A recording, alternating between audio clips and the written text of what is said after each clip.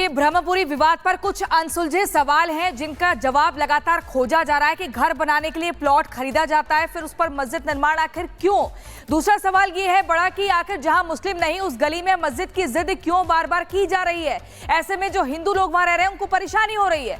भवन के नक्शे में मस्जिद का जिक्र आखिर क्यों नहीं, ये भी एक बड़ा सवाल है, क्योंकि भवन के नाम पर नक्शा पास करा लिया जाता है लेकिन दूर दूर तक उस नक्शे में मस्जिद का जिक्र नहीं होता ताकि वो जो नक्शा है पास हो जाए। जमीन खरीद भवन निर्माण की फंडिंग का स्रोत क्या है, आखिर कहां से फंडिंग हुई। और पांचवा अंतिम सवाल यह है, क्या इलाके की डेमोग्राफी बदलने की साजिश की जा रही है। जो एक हिंदू बहुल इलाका है, क्या वहां का डेमोग्राफी बदलकर कोई साजिश को अंजाम देने का प्रयास हो रहा है।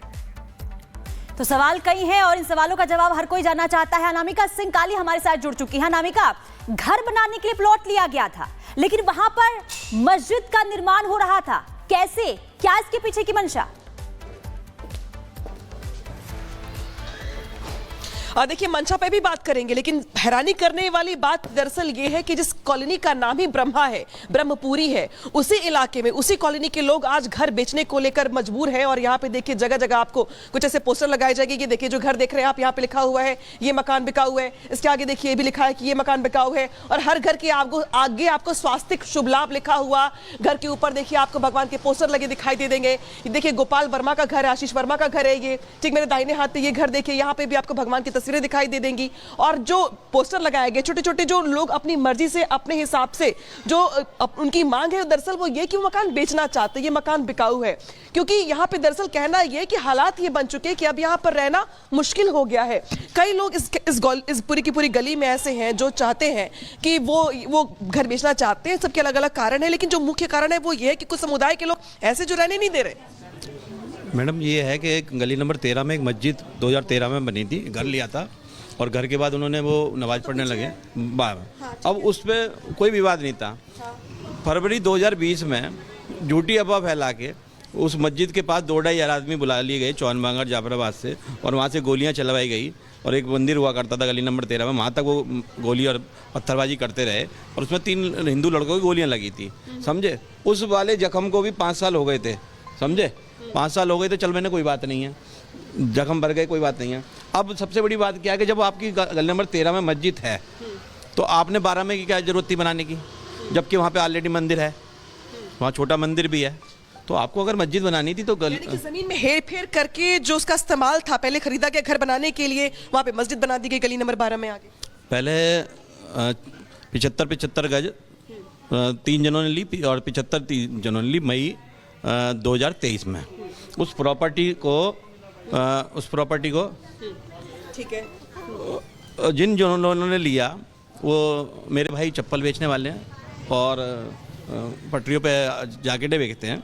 2.5 करोड़ रुपए की वो प्रॉपर्टी ली गई। 40,70,000 रुपए की स्टैम्प ड्यूटी वैल्यूएशन दिखा के उसमें स्टैम्प ड्यूटी दी गई और 6 महीने बाद ही उसको डोनेट कर दिया जाता है प्रॉपर्टी को। तो सबसे बड़ा तो एक ये था कि चल भाई ये प्रॉपर्टी पे पैसा कहाँ से आ रहा है और जो छिपाया गया था, तथ्य को छिपाया गया। और जो नक्शा पास, जब उन्होंने फिर वो जब विवाद हुआ तो उन्होंने प्लेट लगा दी कि नक्शा पास है। जब हमने एमसीडी से पूछा कि भाई ये नक्शा कैसे पास है आप दिखाइए, तो उसमें सिर्फ लेटर था और कुछ नहीं है। लेकिन वहां पे तो वैसे भी साफ साफ लिखा हुआ है कि भाई ये जो निर्माण कार्य, उस पर रोक लगा दी गई है। तो जब निर्माण कार्य रोक लगा दी गई तो आखिर कौन लोग हैं जो आके यहाँ लोगों को परेशान करते हैं, रहने नहीं दे रहे हैं। आपसे बात करूंगी मैं, आपका घर कहाँ पे है? यही है, ये घर आपका ही है। आखिर क्या दिक्कत होती है, आखिर क्यों आप लोग लिख के चल रहे हैं? वगैरह तोड़े हैं, रात को भी शीशे तोड़ गए हैं, गाड़ी के वो खड़ी है गाड़ी, उसके भी शीशे तोड़े हैं। 3-4 दिन पहले भी हुई है। अब कहाँ तक कौन बर्दाश्त करेगा, एक दिन का दिन थोड़ी है। तो हिंदू तो क्या करेंगे, वो भागेंगे यहाँ। करते हैं आप लोग आकर के? हैं जी, कैसे परेशान करते हैं आप? जी, रात को आते हैं, सो रहे होते हैं, अनामिका आप लोगों से बातचीत कर रही हैं, लोग अपने डर को बता रहे हैं कि कितने सहमे हुए हैं और ऐसे में मकान बिकाऊ के पोस्टर भी लगा दिए। फिलहाल आपका बहुत शुक्रिया। इसी बीच एक बड़ी खबर में दर्शकों को बता दें, महाराष्ट्र के अहिल्यानगर में तोड़ी गई अवैध मजार। ये बड़ी खबर, बुलडोजर से अवैध मजार को तोड़ा गया। महाराष्ट्र के अहिल्यानगर में ये बड़ा कदम उठाया जाता है जहां पर अवैध तरीके से मजार बनाई गई थी ताकि जमीन पर कब्जा किया जा सके। लेकिन उस मजार को देखिए कैसे जमींदोज किया जा रहा है, बुलडोजर को बुलाया जाता है, उसके बाद देखिए ये कार्रवाई की जाती है, सख्ती से कार्रवाई। महाराष्ट्र के अहिल्यानगर का ये पूरा मामला है।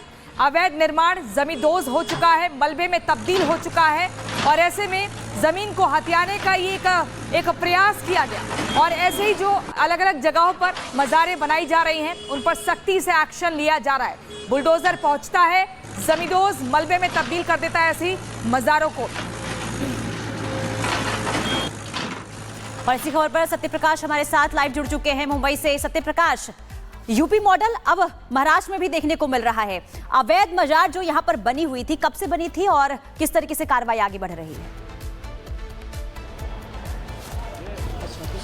देखिए, कल की घटना है जब बुलडोजर के जरिए इस अवैध को मजार तोड़ा गया, क्योंकि जिस तरह से पीडब्ल्यूडी ने नोटिस दिया था इस मजार को लेकर के, मजार जो है अवैध बनाया गया है। लगातार नोटिस देने के बाद कहीं न कहीं वहाँ के जो ट्रस्टी हैं वो खुद तोड़े हैं और साथ ही हिंदू संगठनों ने ये कहा था कि 8 मार्च को हम आएंगे, यहाँ विरोध प्रदर्शन करेंगे अगर आपने अवैध मजार को तोड़ा नहीं तो। फिलहाल कल खुद जो मजार के ट्रस्टी थे उन्होंने बुलडोजर बुलाया और बुलडोजर बुलाकर जो अवैध मजार बनी थी, पूरा अवैध था, अवैध मजार को तोड़ा है। पीडब्ल्यूडी ने कई नोटिस दिया था कि इस जो अवैध मजार उसको तोड़कर हटाया जाए, लेकिन नहीं तोड़ा जा रहा था। आखिरकार जब हिंदू संगठन ने 8 मार्च का डेट दिया, अल्टीमेटम दिया कि 8 मार्च तक अगर आपने अवैध मजार को हटाते नहीं तो हम आके प्रोटेस्ट करेंगे, तोड़फोड़ करेंगे, इसके बाद कहीं न कहीं जो अवैध मजार के ट्रस्टी थे और उन्होंने बुलडोजर बुलाकर इस मजार को, अवैध मजार को तोड़ा है।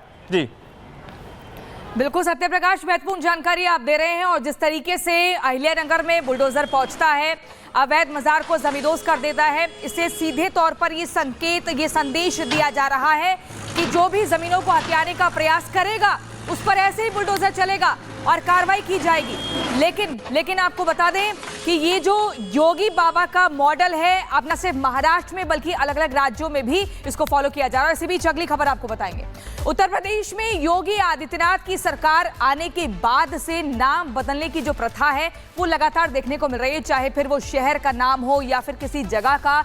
सरकार ने नाम बदलने में कोई भी हिचक नहीं दिखाई है। अब एक बार फिर से विधान परिषद में मुजफ्फरनगर का नाम बदलने की मांग उठाई गई है। बीजेपी नेता मोहित बेनीवाल ने कहा है कि मुजफ्फरनगर का नाम लक्ष्मी नगर होना चाहिए। आखिर क्यों ऐसा कहा जा रहा है, इस रिपोर्ट में देखिए।